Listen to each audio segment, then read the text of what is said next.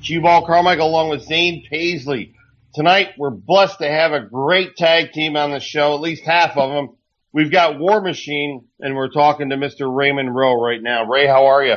I'm doing great, guys. How are you? Fantastic. It's great to have you on, Ray, because we've got some real common lineage and some things that in common. We've talked before, and you're doing some great things with the anti-bullying. I want to get into that a little bit. You know, as a father who has a child that's been through that, I really appreciate and respect what you're doing there. But let's do this until we have War Machine with us. Ray, can you kind of give us a quick synopsis of when you started on the show, or when you started in the business, and what your training was like? Yeah, man. I started training back in 2002, 2003. I broke in, I know, summertime of 2003. How I got introduced to the business was actually through my high school wrestling coach, who at the time was my drill partner, and was a guy by the name of Dennis Marconi, who was the big brother of somebody that you guys are very familiar with, Q, Beef Stew Lou Marconi, who and Dennis at one point told me, you know, we kept talking about wrestling, and he wanted nothing to do with it, didn't want me anything involved in it. And he finally said, hey man, you want to do that fake garbage? At least go to somebody who's not going to hurt you and take advantage of you. You got to talk to my little brother. At that point, I had no idea that his brother was also a professional, with a hell of a training pedigree under his own belt. So I went to Beef, I met Beef Stew. He was working at a local school. I started training with him. Some of the guys who were at the school kind of fell off.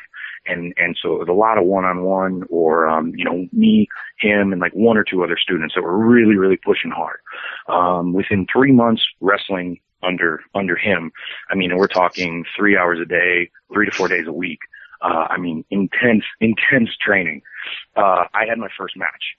Which I know is a very short period of time, but Lou felt that I was ready to start wrestling and start learning, out in front of crowds and live. So he called, a guy by the name of Anthony Kingdom James, who was running shows in Erie, Pennsylvania. And I had my first singles match with him, against a guy named, Mr. Insanity, Toby Klein. So a lot of these names probably sound familiar because you're from, you're very familiar with a lot of those guys in that Pittsburgh, Cleveland, Detroit loop from back in those days. And absolutely. So, but about maybe 6 months into my training, Lou had some personal issues that he had to step away. So I hooked back up with a guy named Josh Prohibition, who I had rolled around with, and he showed me some basic holds prior to meeting up with Lou. Like he didn't have access to a ring, so really we just spent a couple months chain wrestling. And then he took over the school from Lou, and then, excuse me. And then, he and I really, really quickly became really, really good friends. He introduced me to M-Dog 20 Matt Cross. Through those guys, I really got to know JT Lightning very, very well. Who JT Lightning ran. Huh? God rest his soul. Oh, yes, absolutely. Yeah. JT Lightning ran a very successful company, the old school traditional wrestling for 17 years in Cleveland called Cleveland All Pro Wrestling. And, I was actually JT's youngest ever heavyweight champ. He was the first guy to really push me or put any importance or put any storyline behind my matches. And very quickly, within the first year or two that I was in the business, I think it was less than 3 years in, I ended up helping JT run his classes. Now, I'm not by any means saying that I was training people, but I was like the guy at his gym that JT would stay on the outside of the ring because, he was dealing with knee injuries or shoulder injuries or back injuries from wrestling for 19 years. Sure. And I was the guy in the ring, and he would tell me, hey, Ray, run these guys through this drill, or hey, run these guys through this drill. And I had the pleasure of really learning a ton from JT, being in those classes. And even though I was showing guys less experienced than me the ropes or, how to do things, I was getting the benefit of learning from JT. So I really, really was able to learn from all three of those guys in really, really big ways. And it was actually JT who very early in my career, I debuted under the name Raymond Wright. I came to the ring to the right stuff by New Kids on the Block. I had a stupid haircut. I walked stupid to the ring, and, I had my boots and my singlet, and I thought, hey man, this is what a bad guy pro wrestler is supposed to be. And JT was the guy who pulled me aside and said, hey man, how come real life Ray Rowe is a bad dude, but Ray Rowe inside the ring is a complete wimp? And I said, he said, that's why people don't believe you, because you're pretending to be something that you're not. And he was the guy that kind of gave me the confidence and gave me the platform to start finding out who I really was in the ring. And I really go back to that conversation we had time and time again, where the more of myself that had bled into my wrestling persona, my wrestling ability, the more and more and more reality I brought forth, the better the reactions have been, the more responsive people have become, both inside and outside the ring. So it really, I 100% credit JT for giving me that confidence to really pursue the reality of who I was inside the ring and really get in touch with that stuff. So that's kind of a long-winded answer about my training and how I broke it. I think it's a great answer, and it's one of the most thorough that we get, and it kind of gives us an idea, or gives the fans an idea of the background. Obviously, I knew it a little bit more than others, and I'll tell you, one of the things I do at my school, Ray, is when I bring my second class in behind my first, who's already been there for 5 months, they're the guys that are in the ring under my tutelage from the outside that are training the guys, and I always believe that made guys sharper. I mean, I did it with Christian York and with Joey Mercury. They trained the second group that came in. And I think something happens, not just that you know it, but if you can verbalize it and teach it in the ring and show it in the ring, I think it just makes you better a lot faster. So, it's great that you got to do that. Jake, go ahead. Yeah, I was going to say, I could not agree more, because even though I understood how to do something, sometimes maybe I was just doing it because that's what I was supposed to be doing. But if I had to figure out how to explain why I was doing it, or break down the movements and help someone physically go through it, it made me look at things and think about things in a different light.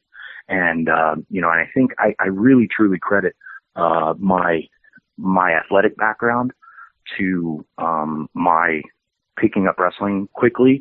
And that's not to say that I was very good very early. Because I look back on those early tapes and I'm completely embarrassed. However, I had I was very safe. I was very, I was out there doing it, learning by, that trial by fire, and to be not that it was by any ways how the old guys used to do in the territory system, but it was similar in that I was growing up in front of people. I didn't spend 3 years in a wrestling dojo before I had my first match. I, very, very quickly was figuring out what to do in front of live audience, in front of crowds, in front of, all that stuff, and finding that voice, I guess, is a way to say it. So I was very thankful for those opportunities. Well, and that's fantastic that you realize that, because, typically the way it used to be, I mean, guys were put into a developmental territory, and they would get a chance to develop. They would wrestle 4, 5, 6 nights a week.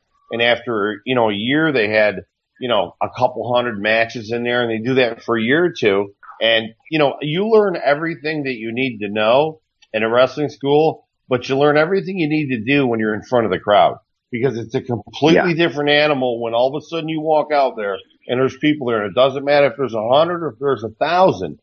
That's when you learn to do what's important, which is try to get yourself over, which is really all that ever mattered in the business. Moves are a means to an end. The transitions in psychology are the match. And I think when you're training people, like you said, you have to explain where and why you're doing this move and why it connects to this one and not to the other one. And I think, when I saw this with my students, I think the psychology light bulb comes on, and you get it a lot faster. So, I think that's a great thing. And, you got to go out in front of a crowd as soon as you can. You got to, obviously you were smart enough to continue to train you get JT's tutelage, and I love JT. He was a great friend, a good guy. I wrestled for him a lot in the 90s, and he was always very good to me. You know, he knew what he was doing. And like you said, Cleveland All-Pro became an iconic local promotion in that area. I mean, he really built that into something that was credible. It was a great thing. Yeah. So, you know, to get in there and be able to go ahead. Oh, no. I was pretty much going to echo what you said.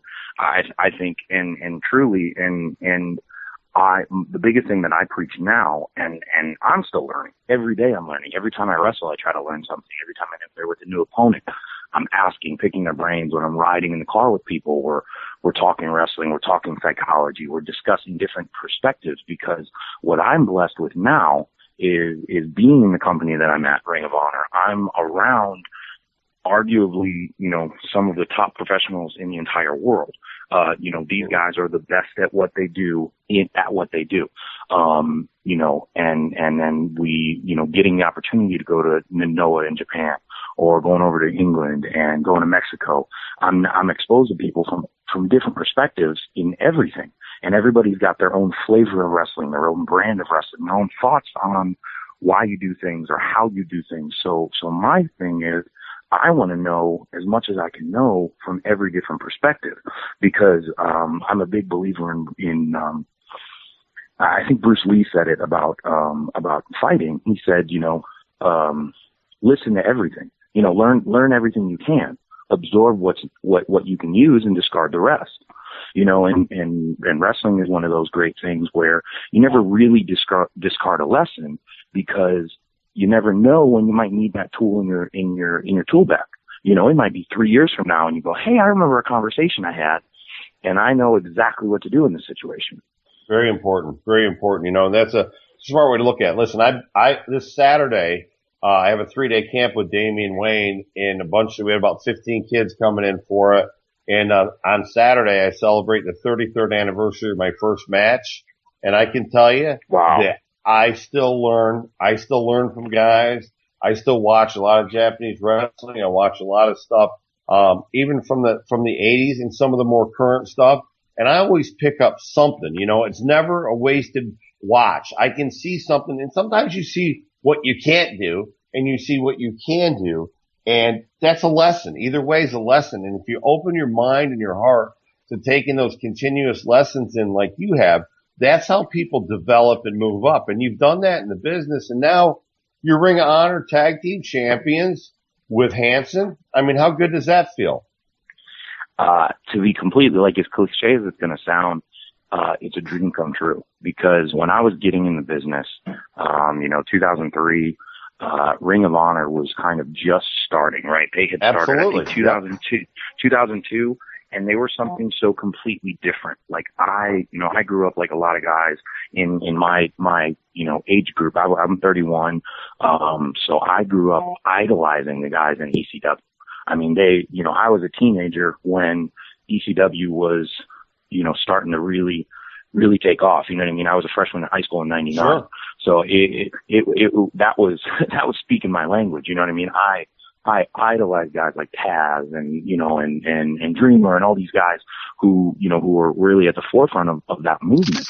And then when I don't want to say ECW, but almost the ECW spirit evolved and changed and became Ring of Honor. That underground thing was now a new thing. And it appealed to me in such a way because I was from amateur wrestling, because I was from, fighting disciplines where respect was such a huge, huge thing. Like amateur wrestling, you have to shake your opponent's hand. You have to shake the opposing coach's hands. Even if you hated that guy and you guys made each other bleed, you had to go shake his hand. So when I saw Ring of Honor and they were bringing that to wrestling, I was hooked. And I was hooked from day one. The very second wrestling tape that I ever saw in my life, back when they were actually trading tapes and doing VHS stuff, was Ring of Honor. Was a Ring of Honor tape. I think it was the second day I'd ever gone to Josh Prohibition's house. And, we watched a Ring of Honor, their first event when it was Daniels versus Low Key versus, I'm trying to remember who the third guy in the match was, and I'm blanking right now, so I apologize. But that, that event struck me so much because it was so different from everything else. And then as I grew up in the business, and as I looked at the realities of the business, I'm 6'1", I'm 250 pounds, but I'm not, I'm not a bodybuilder. I'm also not a high flyer. I'm a power guy at 250 pounds. And I know the reality of the business. Earlier in my career, if you weren't 6'3" and 275 pounds, you weren't going to get a look doing the things I did at the up in New York. So I kind of took that off my radar, being a realist and truly following my heart, what I've always ever wanted to do. And anybody who's ever asked me what my goals in professional wrestling are, I've always told them I want to wrestle in Ring of Honor and I want to go to Japan. And truly that's where I still to this day feel like my future is Ring of Honor in Japan. I want nothing more than to be full-time Ring of Honor, full-time, either New Japan or Pro Wrestling Noah. I love both companies. I have a lot of respect for both companies.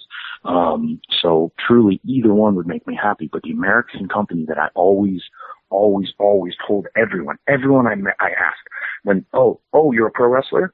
Do you want to go to WWE? And I would always answer, no, I want to go to Ring of Honor. So now to be in Ring of Honor, and to be a full-time talent, a featured talent, and a champion is something that, younger me, 19-year-old me who's just getting into business can hardly comprehend. You know what I mean? It's something that literally I've wanted my entire career. And there were, times when, I would get frustrated, or times when I would look at things, and wonder, what if I had made this road trip? What if, this opportunity had worked out for me?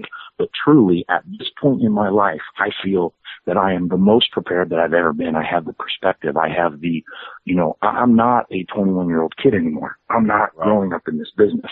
I'm a grown man.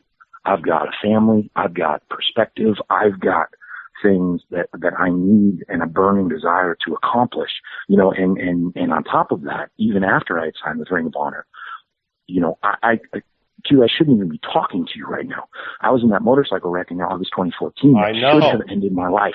It should have ended my life. And I'm here and I'm back in the ring and I'm doing what I'm loving. I'm traveling the world. And now, like, it's as cliche as it is, I'm living that dream. I know there's no tomorrow. I know that all of this could be taken away at any instant. So I'm not letting anything go by. I'm living it, as full as I can. Well, congratulations for that. I mean, you're taking it in the right way. For me, my only goal was, I guess I'm the Rocky Balboa of wrestling, because growing up in upstate New York and watching the WWF and then the WWF, all I ever really wanted to do was wrestle in Madison Square Garden. After 16 and a half years in the business, I got that opportunity. So after that, I was like, I did what I wanted to do. So, to achieve your goal, I understand what that feels like. And it really is, because you wanted to be there. It's a dream come true. And, Lou raves a lot about you. I mean, he's very proud of you and what you've done, which is kind of nice because he's a good guy. I'm the godfather of his daughter. My wife's the godmother, but he's a great guy. I'll see him tomorrow. He's going to be at my house tomorrow. And, but I know that he talks a lot about how proud he is of you and how you picked up and took on. And, I think that you're going to have, I mean, you're in the early part of your career at 31. I mean, I think you got a good 10 years of going to Japan and being on top over there. I see it as a perfect fit with either promotion, you and War Machine both. I mean, you and Hanson both. And as a tag team, I mean, geez, I can see you guys going in there and being on top almost right away. So I think that's going to happen for you. I believe in my heart it is. And I'm happy for you because you truly, I mean, you listen, we find out about people in this business pretty quick. And, the good thing about you is you have a stellar reputation as a good guy. And, the other thing I think is when you switch gimmicks and you started to play the guy that you actually are in real life, you become so believable to people that, you can never pick a gimmick that's too far from home because it's too much of a stretch to portray that guy. So, to find a gimmick that is you and pitch it to a T, you've got it, and that's crucial in the business. So, I'm pretty sure you're going to go a long way, but I don't want to hog the show. you're listening to the Angry Marks podcast, you're listening to the Undisputed Wrestling Show on the AngryMarks.com. I'm going to ask my partner, Zane Paisley, if he's got a few questions for you, Ray. It was great talking to you. We'll give you a chance to plug all your social media here before we go. But Zane, you got a question for my buddy Ray Rowe? Yes, thank you so much, Mr. Rowe, for coming on our show. We really appreciate it. I want to get a couple of quick plugs in for you, then I've got a couple of questions for you. I do want to let our listeners know that you do have an awesome Pro Wrestling Tees store. So if they go to Pro Wrestling Tees and they just type in ROWE, you've got 5 really cool T-shirts on there. So I want to make sure. Soon to be 6 or 7 too. There's a couple more in the works, real quick. Excellent. Well, I had an opportunity to go to a Ring of Honor show here in Indianapolis about a month or two ago.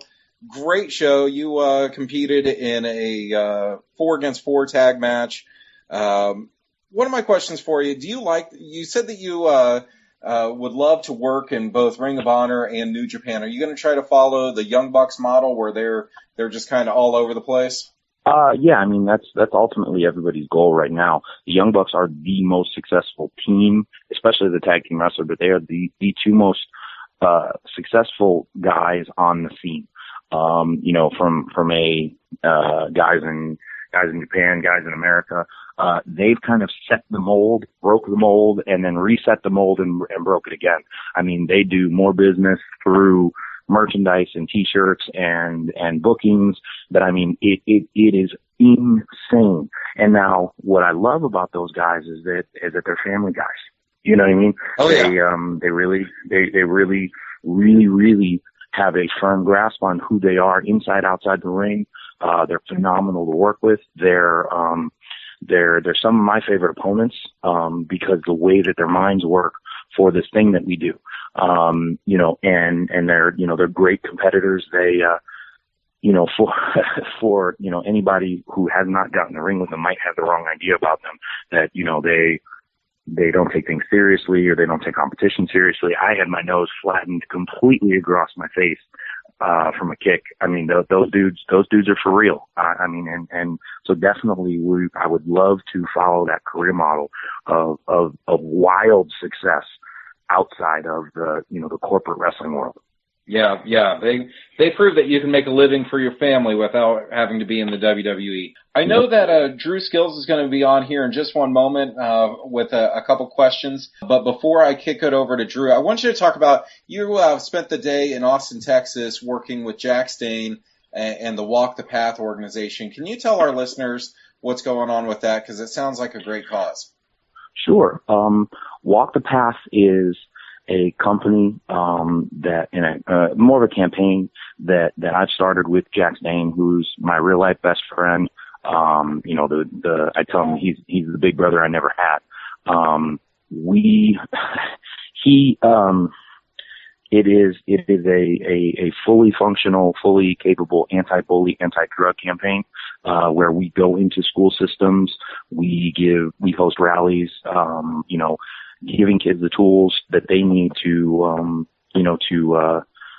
stand up for themselves if they're experiencing bullying behavior. We're compliant with the Anti-Defamation League's No Place for Hate programs, which is very active in school systems. We work with schools to kind of reinforce their messages and reinforce their, all of that stuff. So, I mean, it's a really, really, really good thing that we both believe with all of our hearts. We've done some appearances. We go and visit kids in the hospital. We, try to get involved in the community as much as we can. And it's something that he and I have been talking about and been talking, we want to do something. We want to make positive change. We want to affect somebody. And, and both of us know that we can't, by ourselves, we can't change the world. But I promise you, we can change our community, and that's what we're going to do. We'll do it one kid at a time, one school at a time, one family at a time. Street by street. We're going to take it back, and we're going to change our community in a positive way. Well, how can our listeners follow that and try to help out with Walk the Path? Well, Walk the Path is on Facebook. It is, I believe it's just /Walk the Path TX. I think we're on Twitter as well. I'm not 100% sure what that social media is. I know for sure it's on Facebook.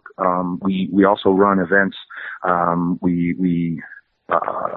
There's a company, my kind of home-based company outside of Ring of Honor is a company called Pro Wrestling Texas. And they are an NWA affiliate, but we do a lot of work with them through Walk the Path, because we're from that area. So we do a lot of stuff with Pro Wrestling Texas and Walk the Path. So you can go to /ProWrestTX, on Twitter, on Facebook, on Instagram. Pro Wrestling Texas is definitely the company, that works the most with Walk the Path through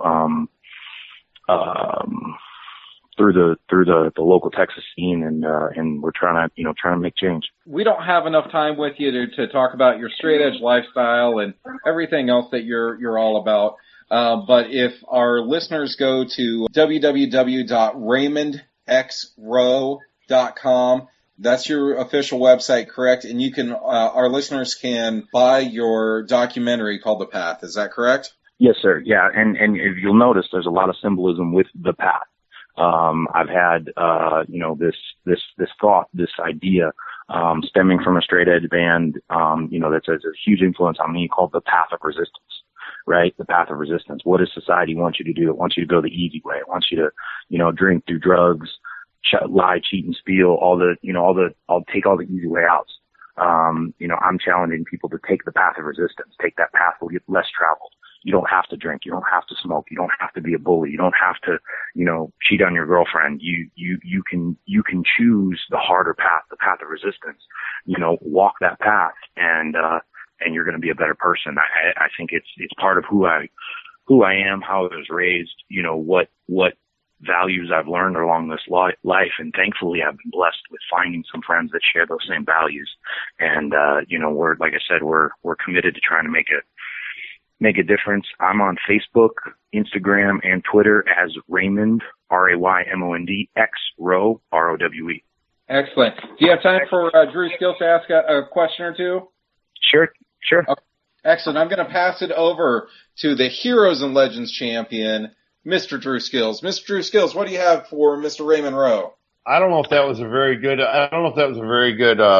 introduction of the Midwest monster, Drew Skills. Hey, Raymond, how you doing, buddy? Doing great, man. Well, I don't want to take up much more of your time. I know you got things you got to get to doing, and I just wanted to give you some congratulations on your success, man. I know you're doing some big things with you and Jax and in the NWA as well, with what you got going on with Walk the Path and Ring of Honor. I don't know if you remember or not, but we worked together back in '06 for A.T. Huck up in Detroit. So I just wanted to tell you, that's a guy I miss. That's a guy I miss. I actually just spoke to A.T. Huck on Facebook a couple months back. Yeah, A.T. Huck was a great guy, man. Excuse me. Yeah. I was looking some stuff up, and I'm looking at this card, and he used to use some great talent, man. We had some really good shows and a lot of fun back then. And like I said, man, just want to wish you some success, congratulations, and continued success, brother. Thank you very much, sir. Hey, Ray, I jumped on board with Jax, and I'm already on board with the campaign. We're gonna try to bring a little piece of it here to North Carolina to help. So that'd be great. Yeah, I think I just got a text as I'm getting off the phone with you guys. Thank you very much for your time. I just got a text from Hanson. I think he's trying to reach you guys. Oh, awesome. Awesome. Well, so we might be able to transition. Yeah, I'll tag out, let him tag in on you guys. Well, thank you so much, Rowe. Very much appreciate it. And we'll give Hanson a call right now. Thanks, Ray. Man. Appreciate it, brother. We'll talk soon, all right? What a great guy. I mean, that guy should be the poster child for every kid that wants to be a pro wrestler.